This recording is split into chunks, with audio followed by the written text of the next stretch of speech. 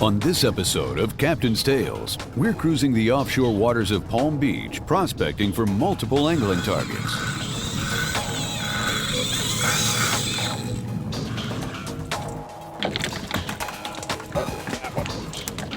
That's on the bigger side of the blackfin family right there. Clicker on for a sec. Chomp, chomp, chomp.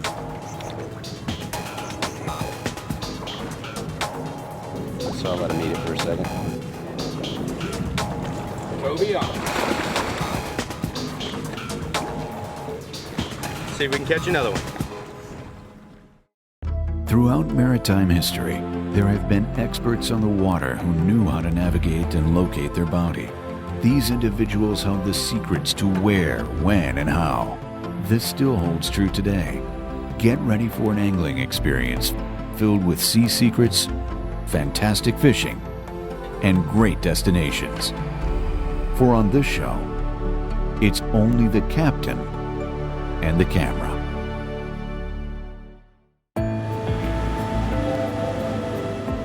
Our captain on this charter is Captain Greg Bogdan, an expert in the offshore grounds of Palm Beach, Florida. Captain Greg's plan on this trip is to fish an area that has a diverse selection of game fish.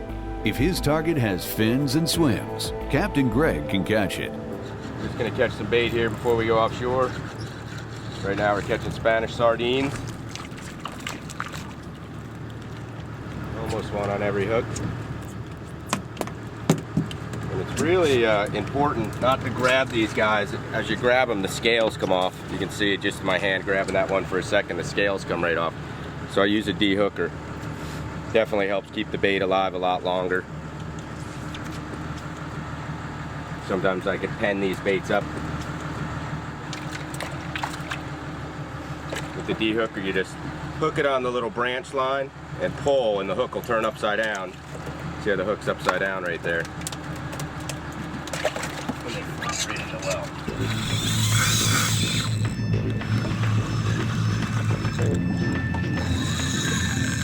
Strange feeling of sharks chasing him.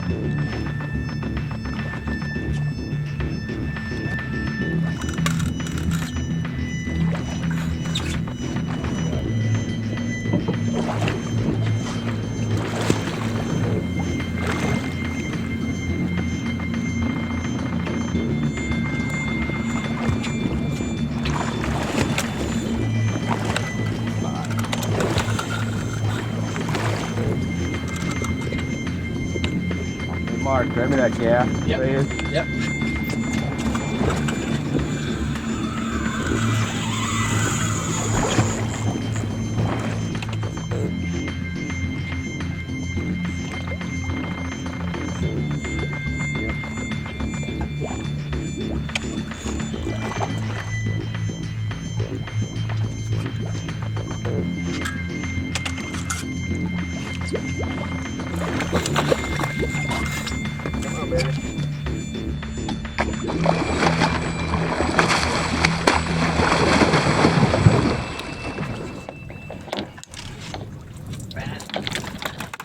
That's a fat one.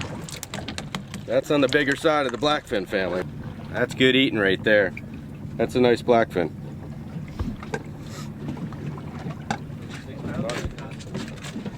That's a good size one. All right, it's really important to ice these guys up, but more important than that is really bleeding them. It really helps the meat. I like to poke them right here, just behind the pec fin. See, the blood will start pumping out. Get the blood out of the meat, makes the meat a lot better tasting. So right here behind the pec, about 1 inch, right into the inside when you cut the fish. They got a pretty big bloodline, but that'll help bleed them out and really make the meat a lot better tasting. And then right in the box and bury them in ice. All right, we got dinner.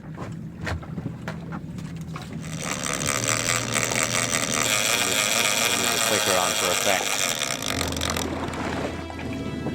Chomp, chomp, chomp. Hammerheads, you know, really don't have huge mouths for their size, even the really big ones. It's not the most giant shark mouth. So I'll let them eat it for a second.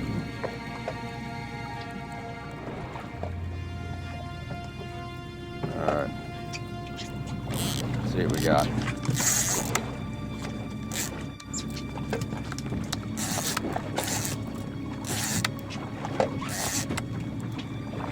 All right.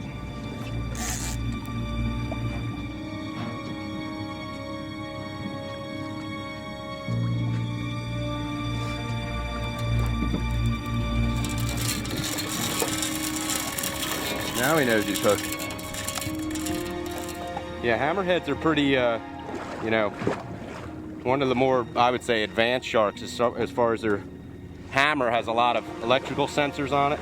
You know, they can swim along the bottom, and a fish is buried in the bottom and they know the fish is there.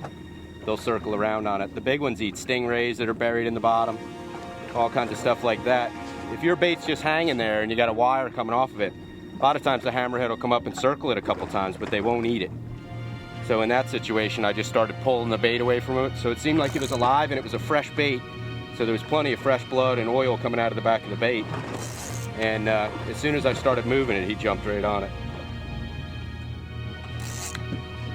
A lot of times when we're kite fishing, they'll come up and chase the kite baits around. They can pick up, you know, the movement of the bait from a pretty long distance away. And it's amazing. They'll sit there under your kite. You keep winding the bait out of the water and they'll just sit there, keep chasing it around. You lift the bait out of the water, they look around for it, drop the bait back in, they come back, try and eat it again.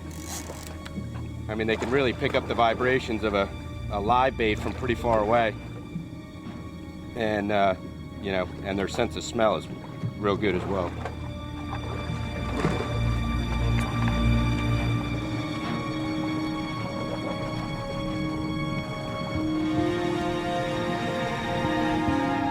He's just doing big circles under the boat right now. Keeps circling straight underneath the boat. Pinwheel and just using his head to kind of plane him down. Got a lot of drag on him. I pushed the drag up another few pounds. I got 40 pounds of drag on him. I'm starting to wonder if he somehow got foul hooked. You know, when I had him on, if the hook, you know, pulled initially in the fight and he got foul hooked, but you know, for his size, this one's really, really digging.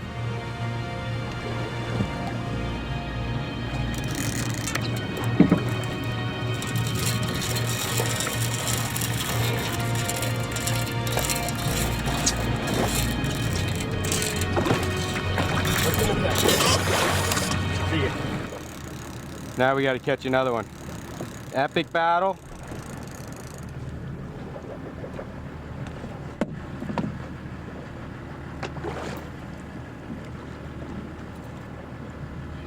I believe he might have been foul hooked. That's why that battle was so extreme.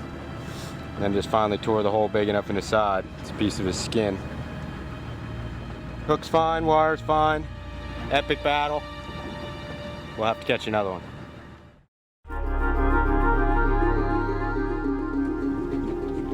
This time of year we do a variety of fishing out here.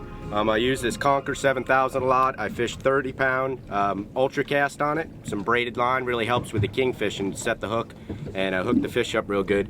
Also with the blackfins and some of the sails and dolphin that are around, I use a 760L live liner. It's got the bait runner on it, so you can fish baits and keep the bait runner mode on it. When a fish hits, you can allow them to take some line before you set up on them.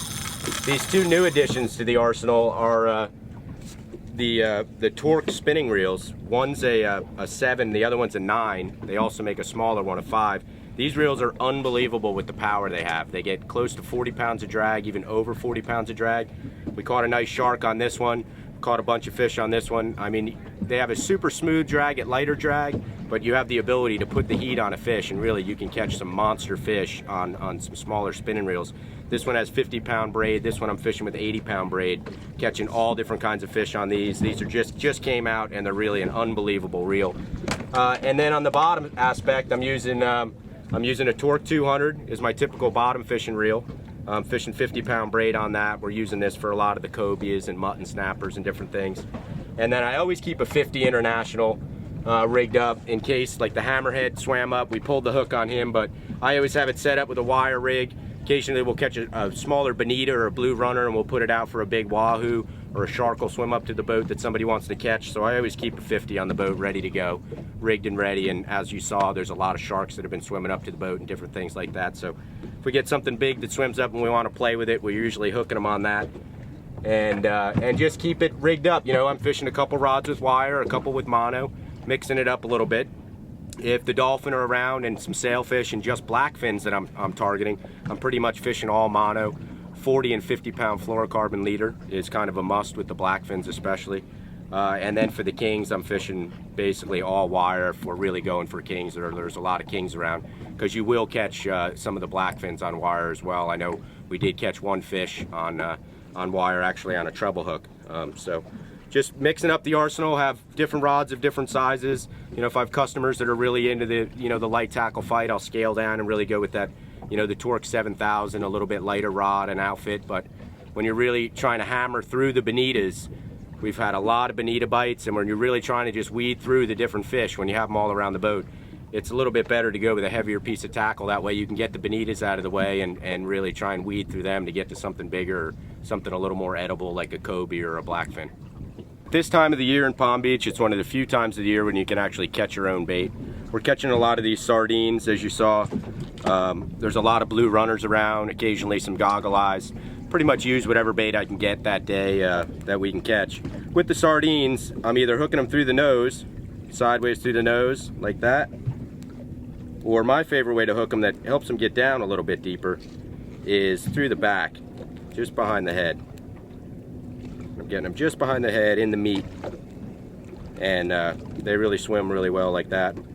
Also, when the kingfish are around, a great way to hook a sardine or a cigar minnow is actually hooking them through the throat, underneath by the pec fins. And when you throw them out and you pull them, it actually pulls the sardine, or it aims them down. So you pull them for a second and then let them go, and the sardine will literally just swim straight down.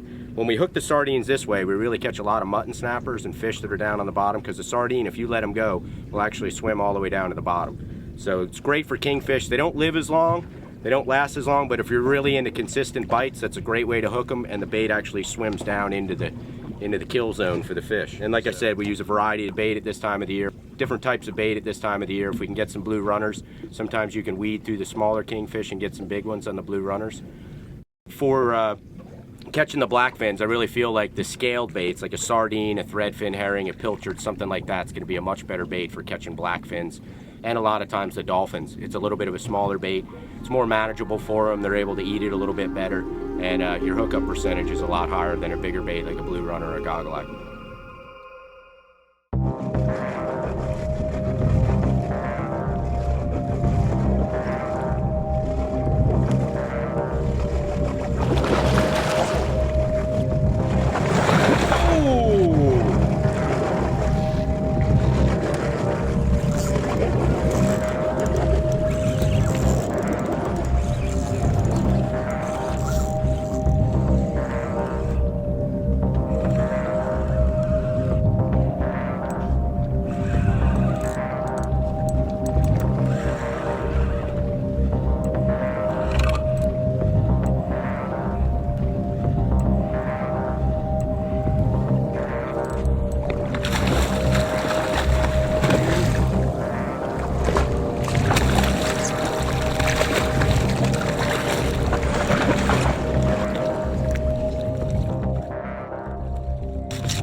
Fresh chum bag.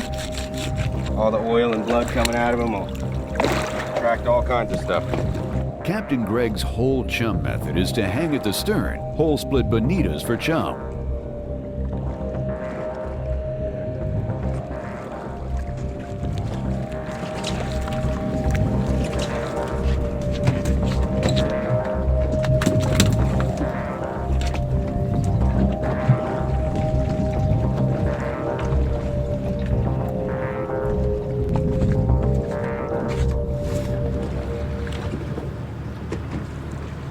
Fishing a rock pile right here, see if we can get a snapper bite.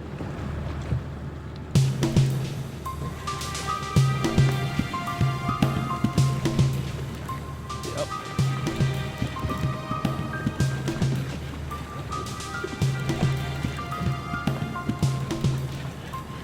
These bottom fish too, it's important when you get them, you know, say 50, 60 feet off the bottom, more than pumping, a lot of times the swim bladder will blow up on them. So you want to just crank instead of pumping. Initially you have to pump, but get them close to the surface, because if they're barely hooked, the hook could come right out of their mouth.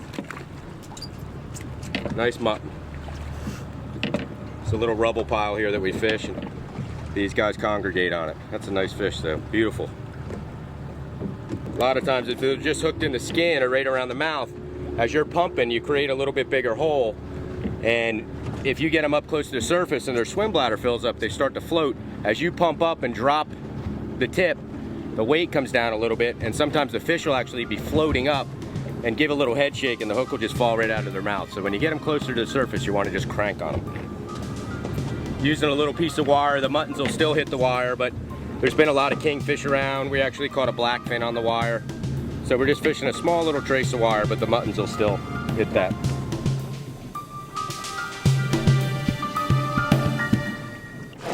Shark coming up trying to suck pieces off the bonita there. That's why we leave the bonitas hanging over. Up. He just missed me. There he is. The bonita's scent in the water raises up the sandbar shark, which in turn attracts other species looking for handouts from the shark, like cobia.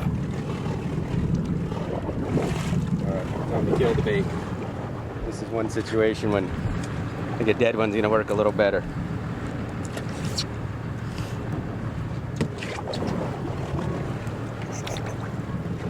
Chomp, chomp, chomp. So I'll let him eat it for a second.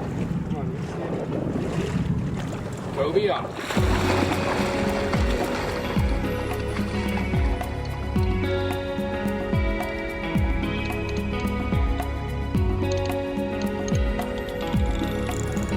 There's another one right there. The other one looks about the same size as the one I caught. This one's probably a little bit bigger.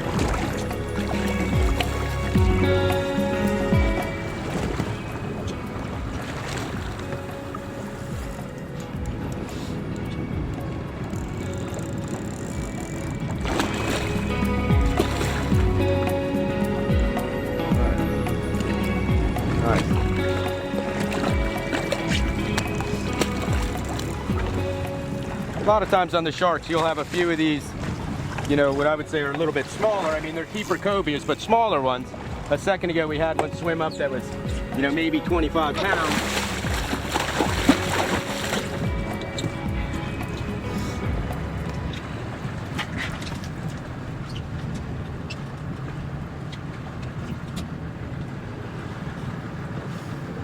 This one's probably about 38 inches.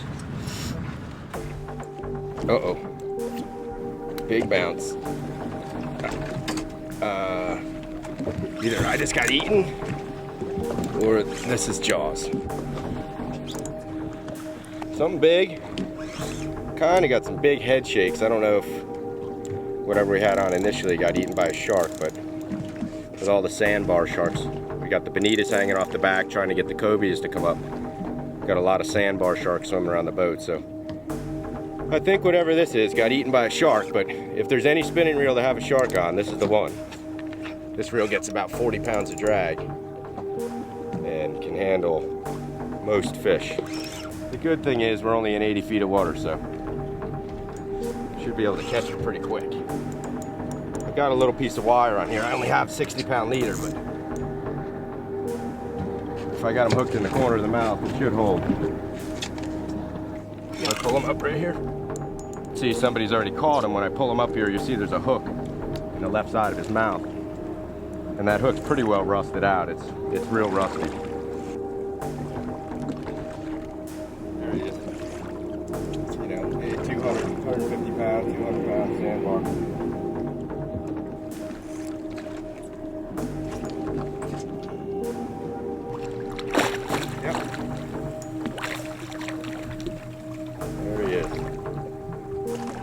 Caught him pretty quick, you know, caught him in about 15 minutes on this spinning rod. Pretty good stuff. Alright. Gonna let him go before he's too tired. Just gonna pop him off. I only got a little 8-inch piece of wire. There we go. Good catch. Try one more fishing spot online. Log on to www.captainstales.com. Closed captioning brought to you by Moonlighter Push Poles and Nets.